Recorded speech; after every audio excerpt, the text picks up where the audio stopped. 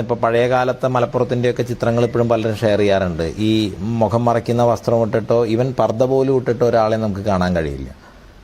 അപ്പോൾ അതൊക്കെ മാറിയിട്ട് അത്തരം കാര്യങ്ങൾ ഈ ചൂട്ടത്ത് കറുത്ത തുണി ഒടിച്ച് നടക്കണം എന്ന് പറയുന്നത് ഒക്കെ കൂടുതൽ വരുന്നത്. അപ്പോൾ നമ്മൾ അതേസമയം നമ്മൾ ഇതിൻ്റെ സ്ഥലമായിട്ടുള്ള സൗദി അറേബ്യയിൽ കാണുന്ന അവിടുത്തെ രാജകുടുംബാംഗങ്ങൾ പോലും വളരെ ഇതൊക്കെ അഴിച്ചു കളഞ്ഞ് ഫ്രീ ആയിട്ട് നടക്കുന്നതാണ്. അപ്പോൾ അത്തരത്തിലുള്ള അതായത് സെമറ്റിക് രീതിയിലുള്ള എല്ലാറ്റിൻ്റെയും ചിന്ത ഈ തുറസില്ലാത്തതാണ്, മുകളിൽ നിന്ന് താഴേക്ക് വരുന്ന ഒന്നാണ്. അതേസമയം ഹിന്ദുധർമ്മത്തിൻ്റെ ചിന്ത വളരെ വിശാലമാണ്. നിങ്ങൾ എന്തിനാണ് മുസ്ലിം പെണ്ണുങ്ങളെ ഈ ചൂടത്തി കറുത്ത തുണിയും ചുറ്റി നടക്കുന്നത്? അതൊക്കെ വലിയ പ്രശ്നമാണ്.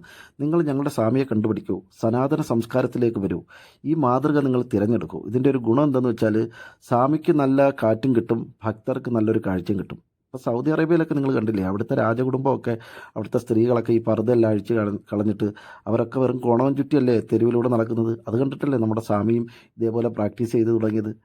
അതുകൊണ്ട് നിങ്ങൾ ശരിക്കും പറഞ്ഞാൽ ഈ സനാതന സംസ്കാരം എന്ന് പറഞ്ഞാൽ നിങ്ങളുടെ മതത്തെ പോലെ മൂടിവെക്കലല്ല, എല്ലാം തുറന്ന് കാണിക്കലാണ്, എല്ലാം തുറന്ന് പ്രദർശിപ്പിക്കാമെന്ന് ഉള്ള ഒരു വിശാലമായ കാഴ്ചപ്പാടാണ്.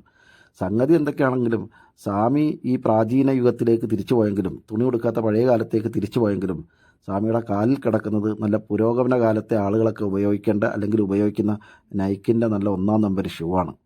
തനിക്കൊരു ജെട്ടിട്ടുടോ? എങ്ങനെയുണ്ട്? എന്ത് ചെയ്യും?